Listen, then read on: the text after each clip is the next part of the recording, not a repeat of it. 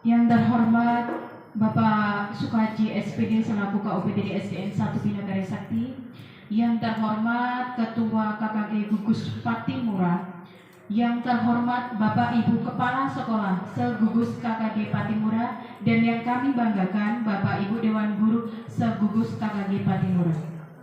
Puji syukur marilah kita ucapkan kehadirat Allah Subhanahu wa taala, Tuhan yang Maha Esa, karena berkat dan rahmat dan hidayahnya kita dapat berkumpul di ruangan ini dalam keadaan sehat walafiat, tidak kurang suatu apapun. Salawat serta salam marilah kita junjungkan kehadiran Nabi besar kita Muhammad Sallallahu Alaihi Wasallam, yang mudah-mudahan kelak kita mendapatkan syafaatnya di yaumil qiyamah nanti. Amin Allahumma amin. Bapak Ibu tamu undangan yang kami hormati, saya mengucapkan terima kasih atas kehadiran Bapak Ibu yang mana telah meluangkan waktunya untuk dapat hadir dalam rangka aksi nyata calon guru penggerak Angkatan 5 Kabupaten Lampung Tengah. Next.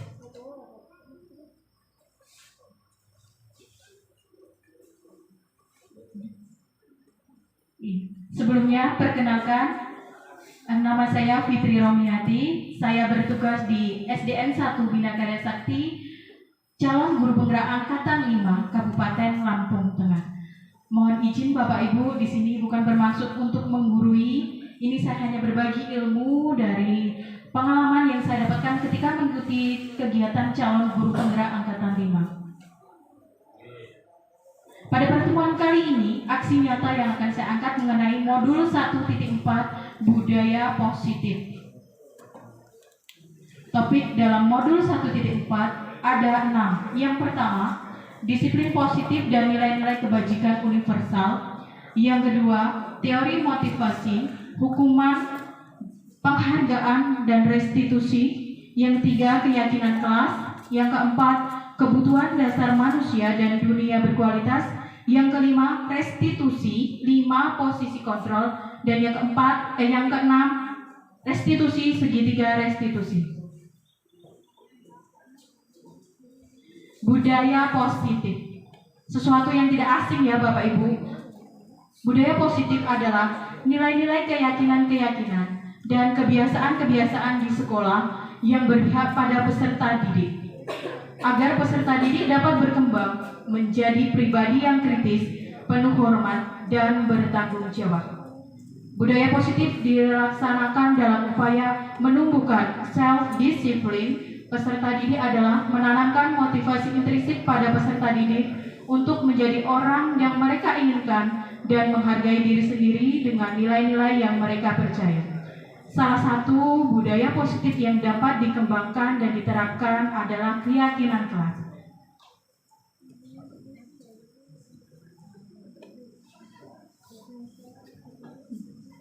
Apa itu keyakinan kelas? Ada yang sudah tahu? Keyakinan kelas.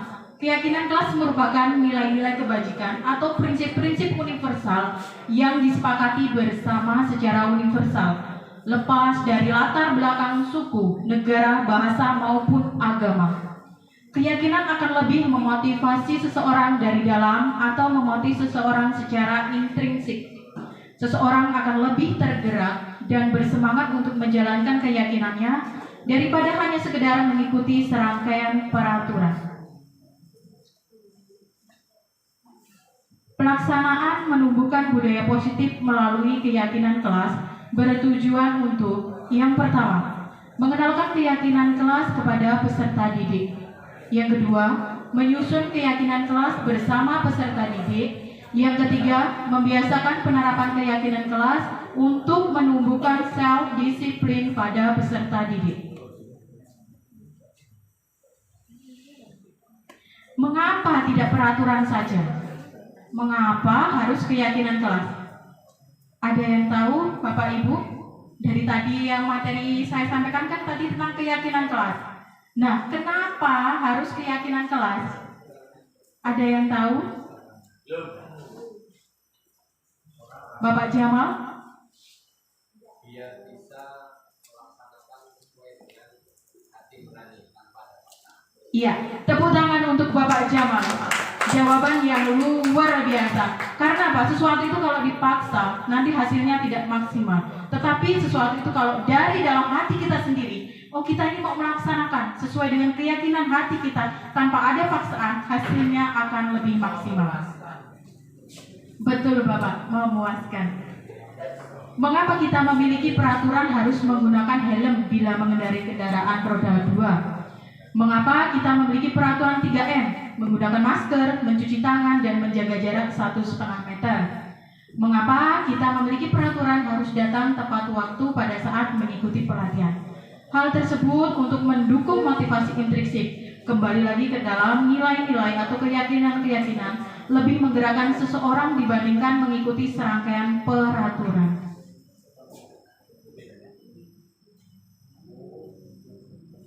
Ciri-ciri keyakinan kelas.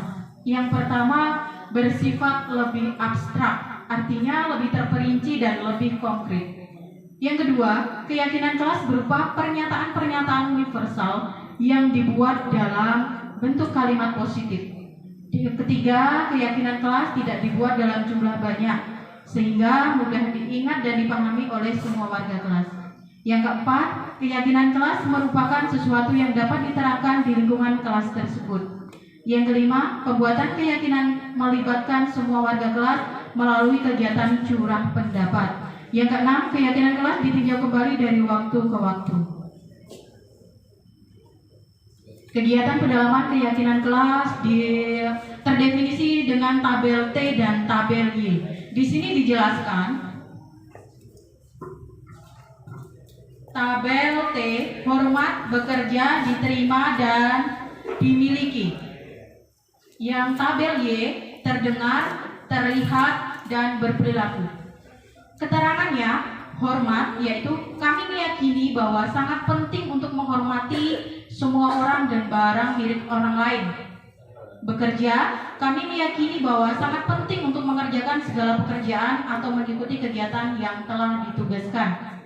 Diterima dan dimiliki, kami memiliki keyakinan bahwa sangat penting untuk merasa diterima pada suatu kelompok dan saling peduli satu dengan yang lain. Next. Selanjutnya, kegiatan pendalaman keyakinan masih lanjut tabel T dan tabel Y. Keterangannya lebih terperinci. Tabel yang hormat, tabel T, tampak seperti, datang tepat waktu. Ini masuk ke dalam tabel tampak seperti. Tidak tampak seperti, sering hadir terlambat. Yang kedua, menyapa teman dan guru setiap hari. Itu tampak, berarti menghormati. Yang tidak tampak, tak acuh kepada teman dan guru. Selanjutnya, tampak seperti mengembalikan barang teman yang telah dipinjam dan mengucapkan terima kasih. Tidak tampak seperti tidak mengembalikan barang yang telah dipinjam dan meletakkan sembarangan. Bekerja tampak seperti tekun bekerja dan menyimak guru. Artinya murid-murid dalam pembelajaran memperhatikan apa yang disampaikan oleh gurunya. Tidak tampak seperti tidak mendengarkan dan bermain sendiri di dalam kelas. Selanjutnya, bekerja menyerahkan tugas tepat waktu dan tugas tidak diberikan. Artinya, yang tampak itu menyerahkan tugas tepat waktu dan yang tidak tampak itu tugas tidak diberikan.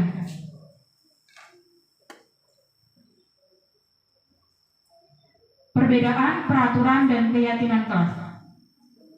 Peraturan selalu kembalikan buku ke temanya, ke tempatnya. Keyakinan kelas itu adalah bentuk tanggung jawab. Itulah perbedaannya peraturan dan keyakinan. Sebenarnya sudah kita lakukan di dalam pembelajaran kita sehari-hari, tetapi terkadang kita tidak memahami sebenarnya istilah itu tuh apa. Yang kedua, dilarang mengganggu orang lain. Bentuk keyakinan kelas, menghormati orang lain. Selalu digunakan kalimat yang positif. Kalau peraturan selalu digunakan kalimat yang negatif. Jangan, dilarang, gunakan masker, bergantian. Kalau keyakinan kelas itu menggunakan kalimat yang lebih santun, seperti menghormati orang lain, keselamatan, kesehatan, dan keamanan.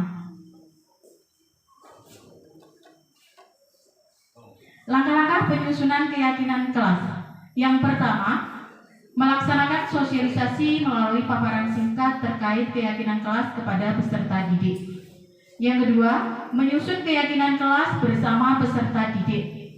Yang ketiga, peserta didik membuat poster keyakinan kelas secara berkelompok. Yang keempat, menempatkan keyakinan kelas di tempat yang mudah terlihat.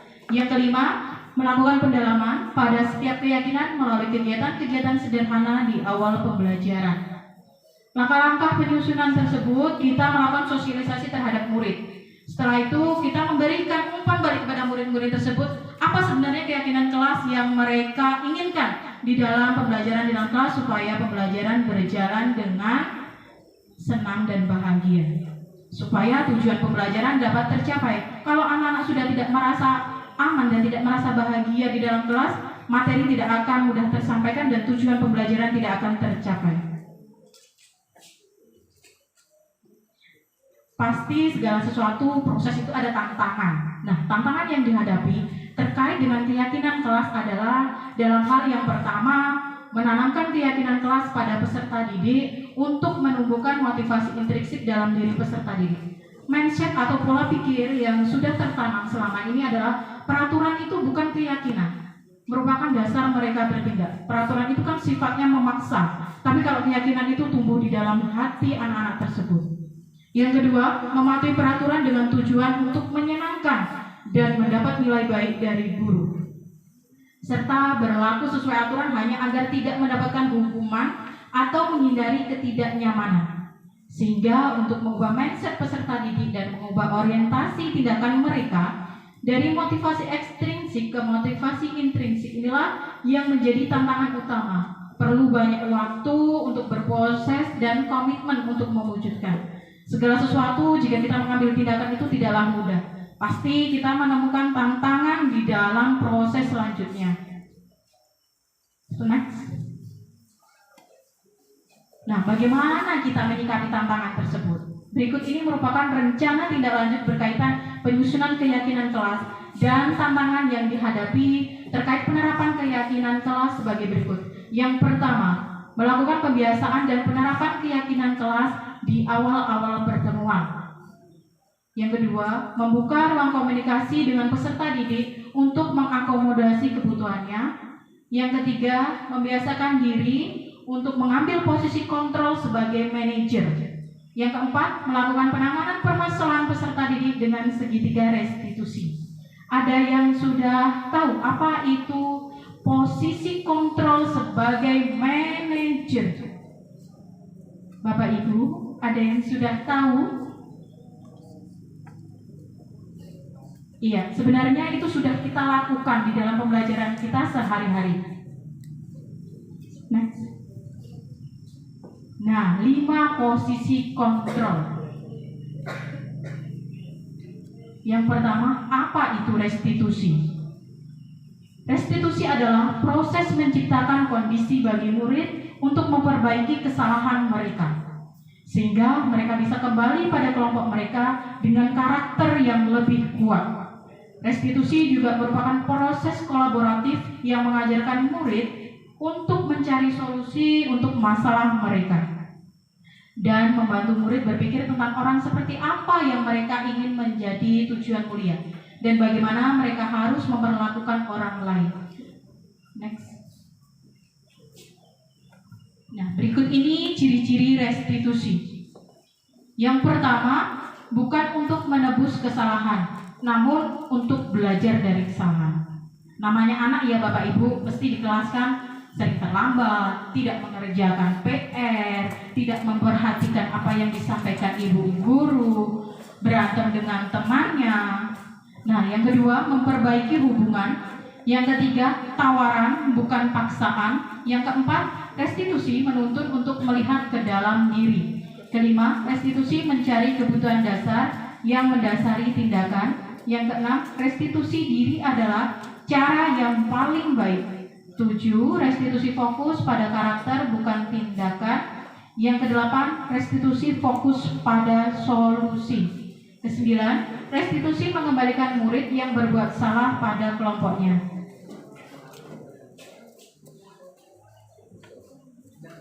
Nah, bagaimana tindakan guru dan hukuman atau konsekuensi? Di sini ada perbedaan antara hukuman dan konsekuensi.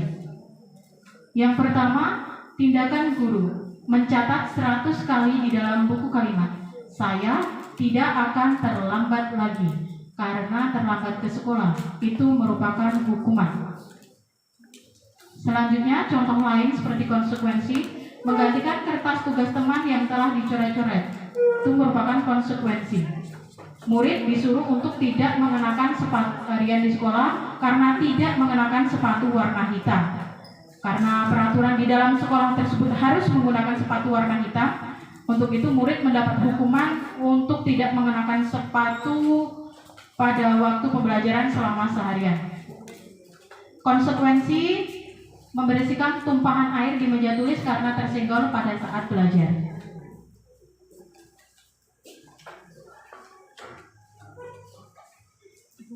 Nah, perbedaan hukuman dan konsekuensi. Tanpa kita sadari, kita sebagai seorang guru sering melakukan hukuman kepada anak-anak. Padahal hal tersebut nanti akan membekas di hati anak-anak tersebut sampai dia dewasa.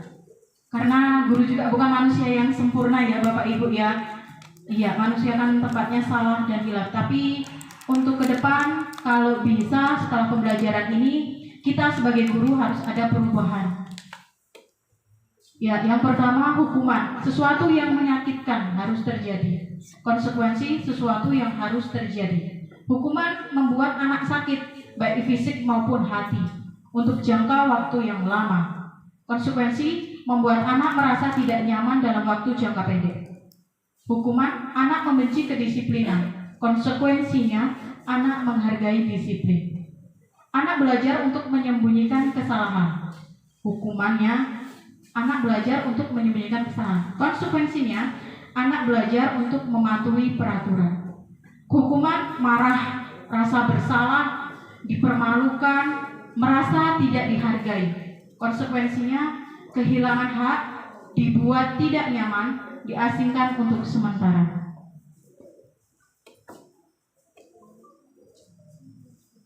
Berikut ini tabel perbedaan antara hukuman, konsekuensi, dan restitusi.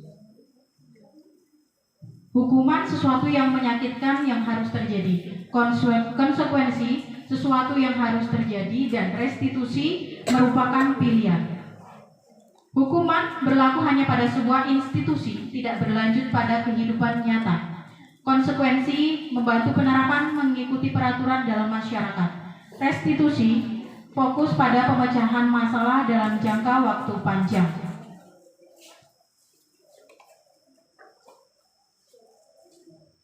Di dalam restitusi ada 5 posisi kontrol. Nah, di sini terkadang kita masih salah menempatkan diri kita ketika ada murid yang melakukan kesalahan. Posisi kontrol yang pertama yaitu sebagai penghukum. Yang kedua, pembuat orang merasa bersalah. Yang ketiga, sebagai teman. Yang keempat, sebagai pemantau. Dan yang kelima, sebagai manajer. Nah, yang termasuk ke dalam identitas gagal itu kalau kita sebagai penghukum dan pembuat orang merasa bersalah. Karena apa? Dengan menghukum, guru berbuat menghardik, menunjuk-nunjuk, menyakiti, menyindir. Pembuat orang merasa bersalah, berceramah, dan mengatakan, seharusnya ibu kecewa dengan apa yang kamu lakukan. Dan yang harus kita lakukan sebagai seorang guru, yaitu kita posisi kontrolnya lebih baik menjadi teman atau pemantau.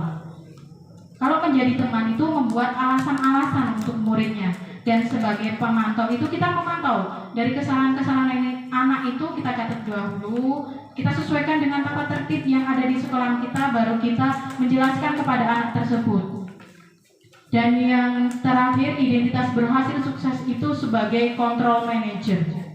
Sebagai control manager itu apa yang kita yakini, apa yang bisa kau kerjakan untuk memperbaiki masalah tersebut.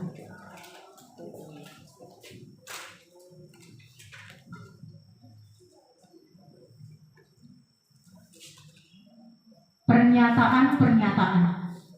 Terkadang kita sebagai seorang guru, ketika anaknya mendapat nilai kurang ya, Apalagi ada anak yang sudah kelas tinggi, belum bisa membaca, tidak bisa berhitung. Terkadang sebagai seorang guru terucap, saya kecewa sekali dengan kamu, nak. Kenapa kamu tidak pernah benar melakukannya?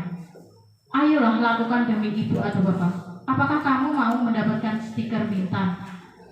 Bagaimana kamu bisa menyelesaikan masalah ini? Kamu selalu yang paling terakhir. Nah, dari tabel tersebut, kata-kata yang paling bisa mengena di dalam hati anak-anak itu kata-kata sebagai control manager, yaitu bagaimana kamu bisa menyelesaikan masalah ini. Kita kembalikan lagi kepada anak-anak tersebut. Dengan cara apa? Karena anak itu mempunyai keunikan masing-masing. Anak itu mempunyai gaya belajar masing-masing. Kita sebagai seorang guru tidak bisa langsung menjudge anak ini, oh kamu ini seperti ini. Terkadang anak yang lemah di dalam bidang akademik, dia hebat di dalam bidang atletik. Next. Nah, sekarang kita lanjut ke dalam segitiga restitusi. Tadi kita belajar tentang keyakinan kelas. Selanjutnya restitusi dan 5 posisi kontrol. Kita lanjut lagi ke dalam segitiga restitusi. Next. Nah, pada tabel tersebut ada gambar segitiga. Ada yang tahu maksudnya? Sudah ada yang pernah membaca? Siapa tadi yang bilang sudah? Iya, coba perhatikan segitiga restitusi. Sebenarnya hal ini sudah kita lakukan Bapak Ibu guru hebat yang pada hari ini hadir di dalam gugus KKG Patimura. Tetapi kita tidak tahu, oh ini loh ternyata restitusi. Dan yang saya lakukan sebagai seorang guru ini, oh saya ini sudah masuk ke dalam segitiga control manager. Nah, di dalam segitiga restitusi ada 3 yang harus dilakukan, yaitu validasi kebutuhan, menstabilkan identitas, menanyakan keyakinan.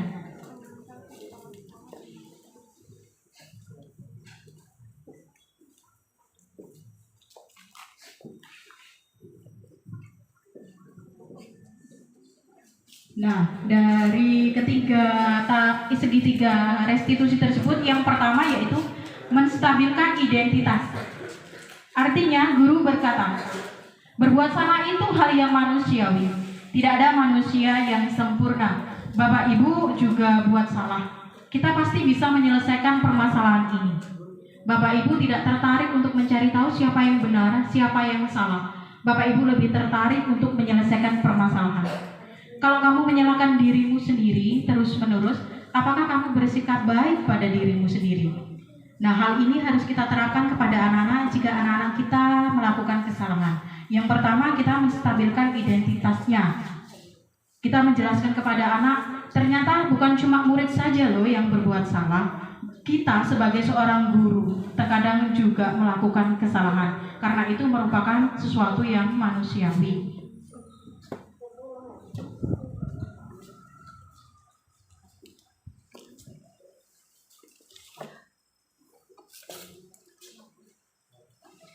Selanjutnya, validasi kebutuhan. Guru berkata, kamu bisa saja kan melakukan hal yang lebih buruk, tapi kamu tidak melakukannya. Kamu pasti punya alasan mengapa melakukannya. Apa yang penting bagi kamu? Kamu boleh tetap berusaha menjaga sikap itu, tapi tambahkan sikap yang lain, yang baru. Maukah kamu belajar cara lain untuk mendapatkan yang kamu butuhkan tanpa harus memukul? Apakah kamu bisa melakukan dengan lebih baik besok lagi? Selanjutnya, pada tahap validasi kebutuhan, sebagai seorang guru memberikan perannya alasan-alasan mengapa anak tersebut melakukan tindakan hal yang kurang baik. Next.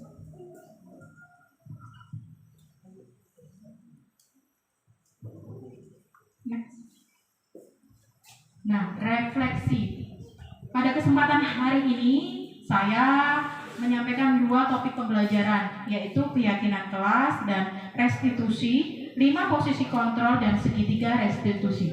Saya mohon kepada Bapak Ibu untuk dapat menjawab pertanyaan. Yang pertama, hal baru apa yang mengubah paradigma saya yang saya dapatkan? Adakah yang bisa menjawab?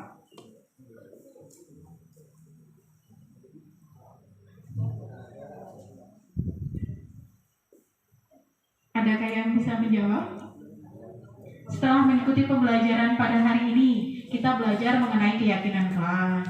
Yang pertama, yang kedua, restitusi, 5 posisi kontrol, terus selanjutnya 3 segitiga restitusi. Dari materi yang telah disampaikan tadi, hal baru apa yang mengubah paradigma saya yang saya dapatkan dari materi yang telah disampaikan?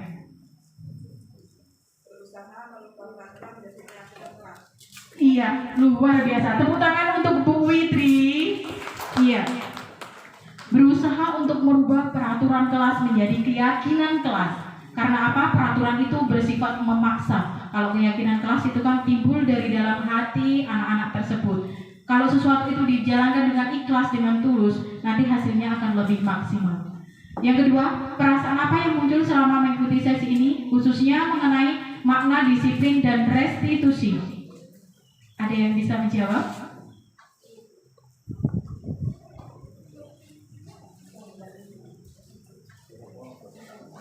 Pak Seno? Pak Bardani? Iya, sementara senang. Alhamdulillah, berarti pada pagi hari ini materi yang saya sampaikan dapat bermanfaat dan mengena untuk Bapak Ibu yang hadir pada hari ini. Iya.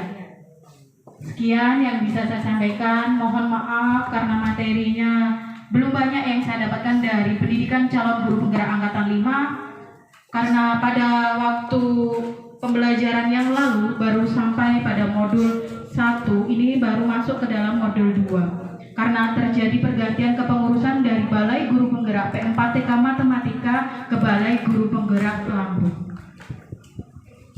Saya mengucapkan terima kasih atas kehadiran Bapak Ibu, dan saya mengucapkan terima kasih kepada kepala sekolah saya dan rekan-rekan guru di SDN 1 Bina Karya Sakti Kecamatan Putra Rugia Kabupaten Lampung Tengah yang mana telah mendukung dan memberikan bantuan serta supportnya untuk saya mengikuti kegiatan calon guru penggerak angkatan 5. Saya berharap kepada teman-teman yang bisa masuk ke dalam calon guru penggerak angkatan selanjutnya, karena masih banyak peluang untuk calon guru penggerak selanjutnya. Kemarin saya sudah mengimbaskan kepada suami saya, Pak Iksan. Alhamdulillah beliau ikut dalam calon guru penggerak angkatan 7. Sudah masuk ke tahap seleksi yang kedua, yaitu simulasi dan wawancara. Ini tinggal menunggu hasil lulus apa tidaknya untuk ikut kegiatan calon guru penggerak angkatan 7. Untuk selanjutnya, saya berharap kepada teman-teman yang ada di Kecamatan Putra Rugia untuk dapat tergabung dalam kegiatan calon guru penggerak angkatan yang keberapapun. Karena apa? Di dalam wadah ini kita dapat memperoleh banyak ilmu, banyak wawasan, banyak teman, sehingga kita tahu, oh pembelajaran yang harus kita lakukan seperti ini. Karena sekarang zaman sudah berubah. Kita harus mengikuti kodrat alam dan kodrat zaman anak. Jangan sampai kita lebih tertinggal daripada peserta didik yang kita didik di dalam kelas masing-masing.